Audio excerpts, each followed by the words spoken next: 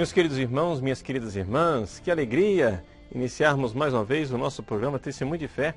Aqui quem fala é o Padre Paulo Ricardo e convido você a estar conosco nesses próximos minutos para refletirmos a Palavra de Deus. Nós estamos mergulhando no Evangelho de São João, nesses tempos agora do tempo pascal, e nesse sexto domingo da Páscoa, o Evangelho é de São João, capítulo 15, versículos de 9 a 17. É a continuação do Evangelho do domingo passado. Vocês se lembram que no domingo passado nós falamos da videira e dos ramos, não é? Aquilo foi uma parábola. Agora Jesus começa a falar, digamos assim, a explicitar concretamente o que é que ele queria dizer com isso. E ele então fala do mandamento do amor, não é? E este amor no qual nós devemos estar. Então,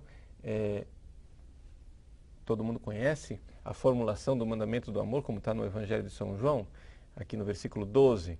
Este é o meu mandamento. Amai-vos uns aos outros, assim como eu vos amei. Não é?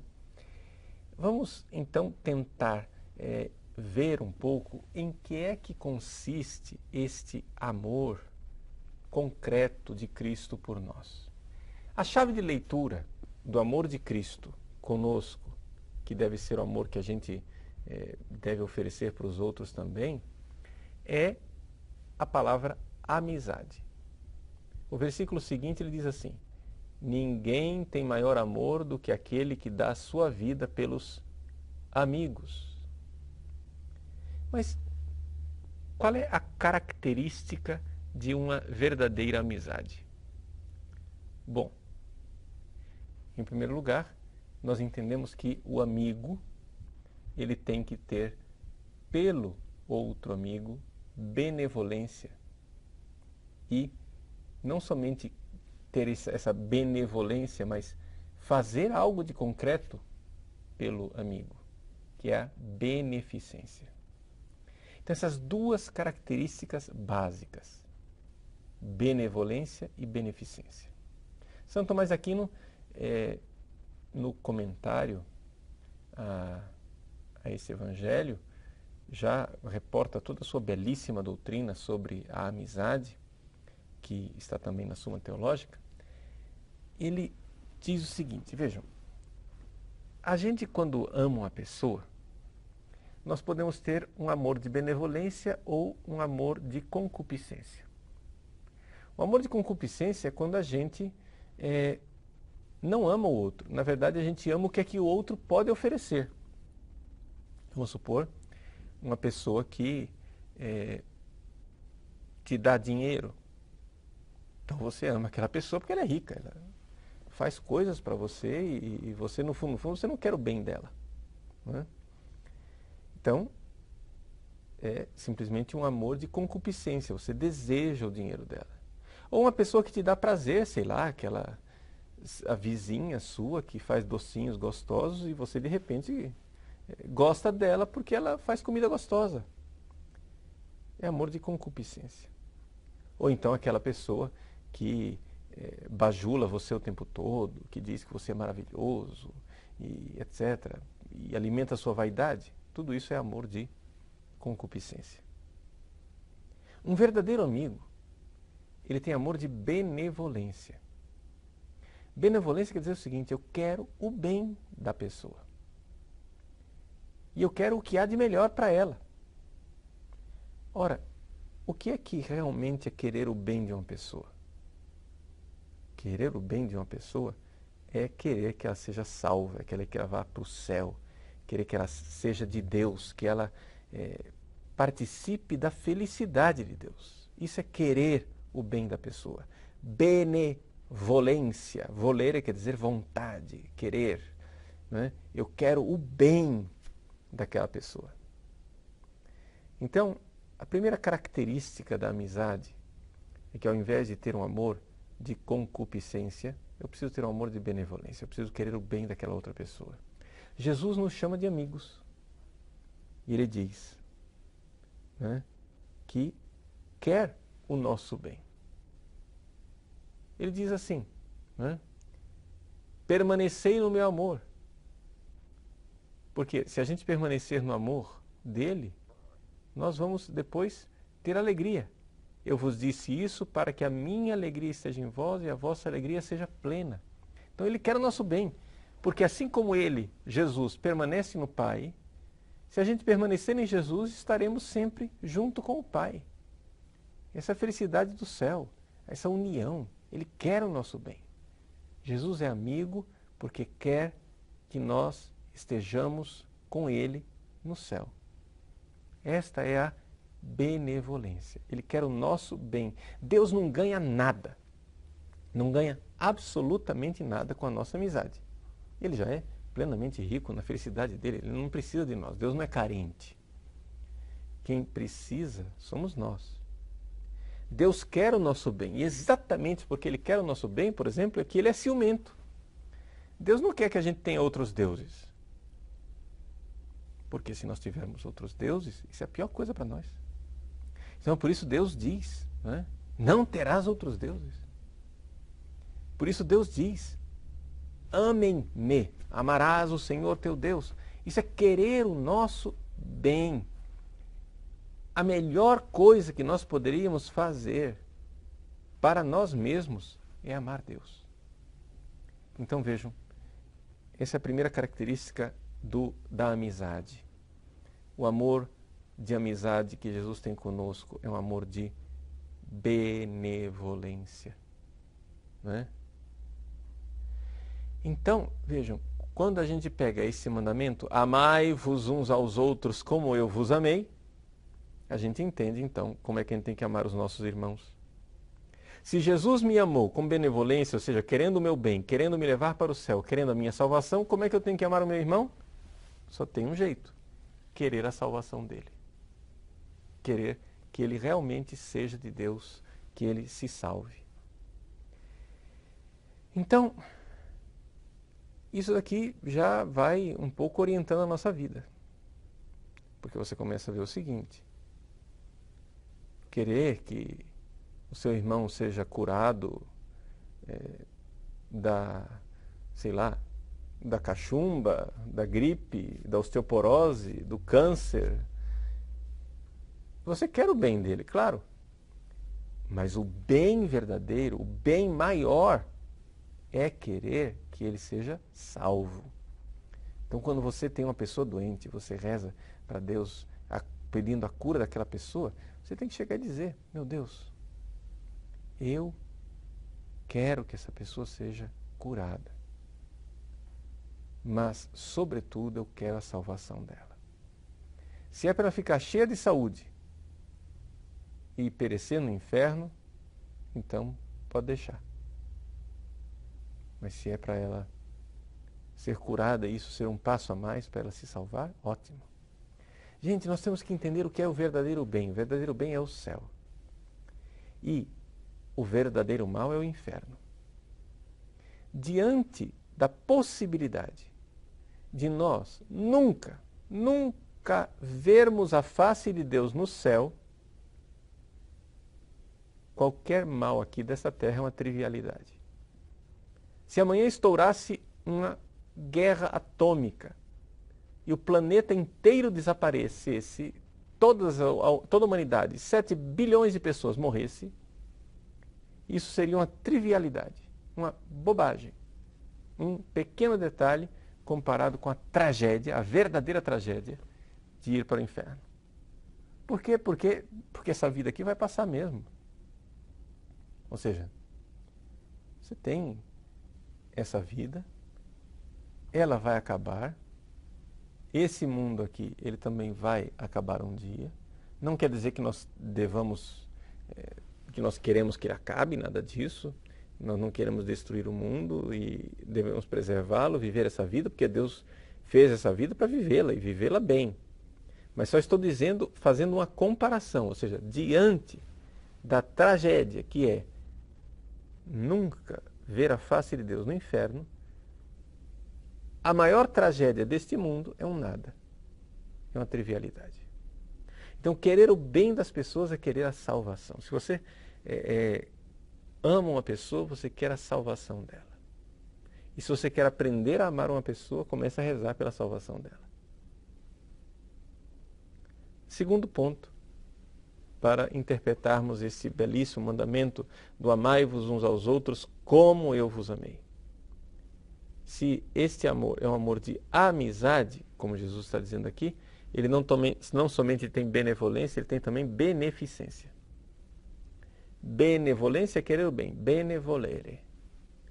Beneficência é fazer o bem, benefacere. Fazer algo tem que ser uma realidade efetiva. Nós temos que realmente fazer algo pelos nossos irmãos, assim como Jesus fez algo por nós. E o que é que Jesus fez por nós? Não é? Ele diz assim, que ninguém tem maior amor do que aquele que dá a vida pelos amigos. Eis aí a beneficência. Jesus fez o bem. Ele morreu na cruz por nós. Ele não ficou somente em afetos, em desejos. Ele fez. Ele operou o bem.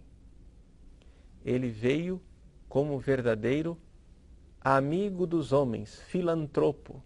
Não é? Um título de Jesus que os padres gregos costumam recordar exatamente isso, né? Esse de filantropos. Jesus como o amigo dos homens, mas amigo de forma muito eficaz, porque ele nos amou e nos amou dando a sua vida por nós, derramando o seu sangue, entregando o seu corpo. E nós renovamos esse sacrifício de amor, esse sacrifício eficaz de salvação em cada Eucaristia. A gente recorda, né, o relato histórico quando os comunistas invadiram Moscou, tomaram o Kremlin e instauraram o regime de terror que iria durar 70 anos. Eles começaram a perseguição da Igreja Ortodoxa Russa e foram levando as pessoas para a prisão, destruindo igrejas, levando religiosos, religiosas, padres, leigos, fiéis para os campos de concentração, nos Gulag, na Sibéria e assim por diante. Até que finalmente eles chegaram ao patriarca, o velho patriarca de Moscou. E quando os agentes da polícia soviética foram levar o patriarca, perguntaram se ele tinha alguma coisa, se ele queria alguma coisa antes de ser levado. E ele respondeu: deixem-me celebrar pela última vez a Divina Liturgia. Ou seja, a Santa Missa, o sacrifício da Santa Missa.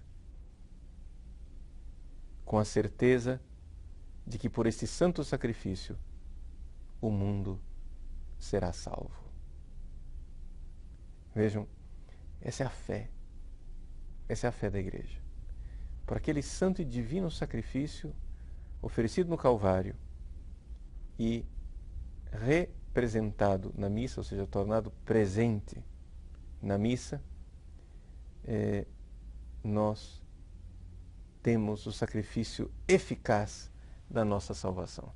Aliás, todos os 7 sacramentos são esta eficácia, não é, das graças que Cristo conquistou para nós na cruz, distribuídas em nossa vida. Então, Jesus não somente nos salva, mas Ele determina meios eficazes, os 7 sacramentos, para que nós possamos receber as graças da salvação, as graças que Ele quer nos transmitir. Então vejam, meus irmãos, que beleza, né? Que maravilha de Deus é nós realmente podermos receber este benfeitor dos homens, esse amigo dos homens que é Jesus na Eucaristia, e receber a graça dele para nós. Bom, então aí a beneficência da amizade de Cristo. E como é que nós podemos fazer o bem para os nossos irmãos? Bom, sendo bem concreto, se a benevolência é querer a salvação deles, a beneficência é fazer aquilo que é necessário para que eles sejam salvos. Primeira coisa, a caridade espiritual de fazer com que eles tenham fé, a pregação. Né? Deus, na sua infinita bondade, quer que todos os homens sejam salvos e cheguem ao conhecimento da verdade. Mas como é que eles vão chegar ao conhecimento da verdade se ninguém pregar? Né? Se ninguém falar as coisas. Então, uma das sugestões que eu sempre dou para as pessoas que queiram pregar o Evangelho, principalmente para pessoas que são assim céticas, duvidosas, é fazer com que as pessoas entrem em contato com Jesus através da vida dos santos. Mostrar a vida dos santos, como um Santo Padre Pio de Pietrelcina. Ver com que amor ele amava Jesus e como é que Jesus vivia nele, através daquelas chagas. Como Jesus agia por ele através dos milagres, dos sacramentos como sacerdote.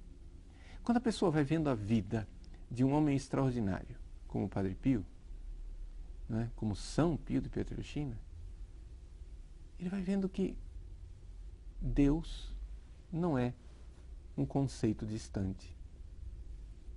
E que os milagres que a gente ouve no Novo Testamento ou na história dos santos não são coisas inventadas, fantasias ilusórias, mas são realidades comprovadas cientificamente, porque o Padre Pio realizou centenas de milagres em pleno século XX, quando a ciência moderna estava lá para verificar tudo aquilo. Ou seja, existem caminhões de provas, digamos assim, para mostrar como milagres extraordinários, inexplicáveis cientificamente, aconteceram através do Santo Padre Pio de Pietrelcina. Mas isso por quê? Porque ele era poderoso? Não. Porque ele podia dizer, como São Paulo, vivo, mas não eu, é Cristo que vive em mim. Então você quer fazer o bem às pessoas? Pregue o Evangelho. Pregue. Faça as pessoas conhecerem o Cristo vivo através da vida dos santos. Por que é que eu não aconselho que as pessoas comecem com a pregação, por exemplo, do Evangelho, da Bíblia, da Palavra de Deus, que está na Bíblia? Veja, claro que a Palavra de Deus na Bíblia é extremamente rica e eficaz. O problema é o seguinte, é que nós estamos numa época em que as pessoas têm uma tendência de olhar para a Palavra de Deus como se fosse um documento do passado, como se fosse um livro onde nós vamos nos perder aqui em milhares de interpretações, etc. Claro que a Bíblia é importante, mas é melhor a Palavra de Deus encarnada, vivida na vida dos santos. E depois você vai perguntar, puxa vida, e no que é que o Padre Pio cria? Qual era a fé dele? Bom, aí você vai e abre a Bíblia e começa a ler na mesma fé do Padre Pio. Você se encontra com a vida de Santa Teresinha, abre a Bíblia e depois vai ler na fé de Santa Teresinha. E aí você vai ler corretamente. Por quê? Porque a Igreja nos ensina a ler a Palavra de Deus no mesmo espírito com o qual ela foi escrita. E a Igreja, católica é o lugar onde a Sagrada Escritura foi escrita e é nesse espírito que ela deve ser lida. Então, a primeira beneficência que nós fazemos para as pessoas, para elas realmente encontrar o caminho da salvação, é a pregação da palavra. Uma pregação bem eficaz, através da vida dos santos, do catecismo, que nos ajuda a interpretar a palavra de Deus, e é evidente, claro, a riqueza da Sagrada Escritura, da Bíblia Sagrada. E tudo isso faz com que a gente, então, conheça Jesus, e Jesus vivo. Vivo na sua igreja, vivo nos sacramentos, principalmente o sacramento da Eucaristia. E aí, uma vez que você se abre para a fé, você então se abre também para essa possibilidade eficaz e maravilhosa da Palavra de Deus que se manifesta na vida de cada um. Vejam, meus irmãos, esta eficácia que se manifesta na eficácia sacramental, né,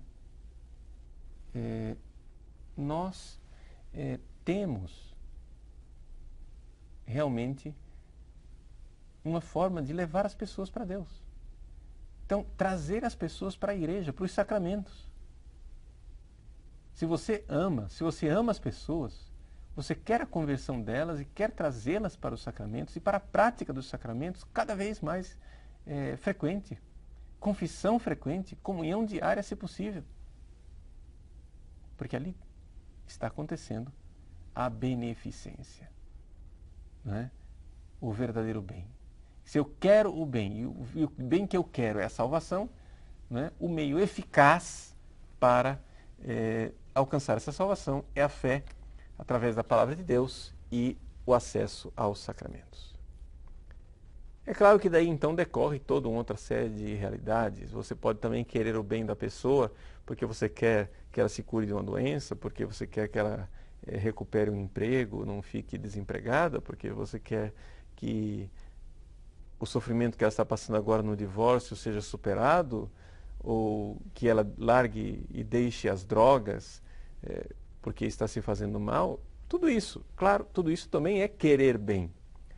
Mas uma vez que você quer o bem maior, que é a salvação eterna, os outros bens que você deseja são ordenados nesta direção. A mesma coisa com relação à beneficência. Quando você faz o bem para as pessoas, não é? E você ama as pessoas querendo fazer algo de concreto, quando você faz algo de concreto para a salvação delas, aí você pode também querer fazer algo de concreto e deve fazer algo de concreto, levando ela ao médico, dando uma esmola, uma ajuda, arranjando emprego, trocando as fraldas de uma pessoa idosa ou visitando um doente no hospital. Tudo isso é beneficência. Mas, uma vez que você faz o bem maior, que é levá-la para a salvação,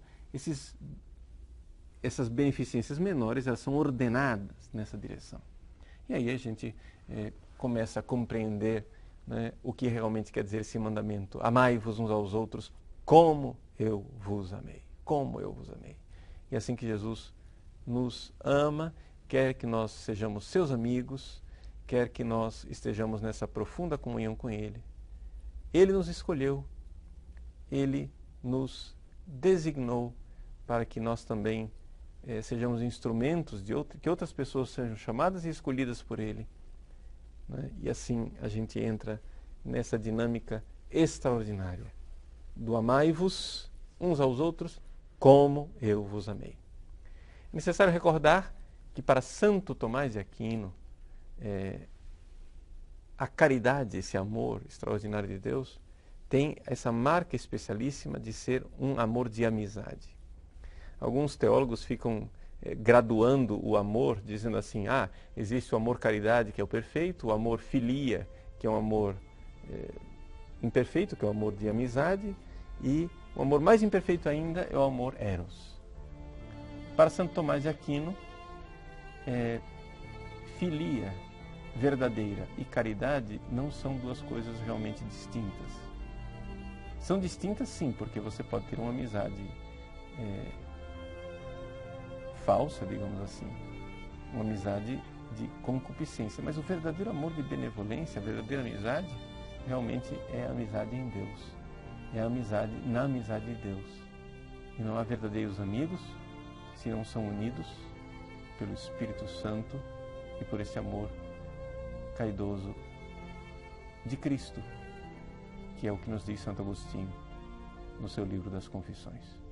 Deus abençoe você, que realmente estes dias de Páscoa sejam dias de crescimento na amizade com Deus e nós, como igreja, na amizade de uns pelos outros.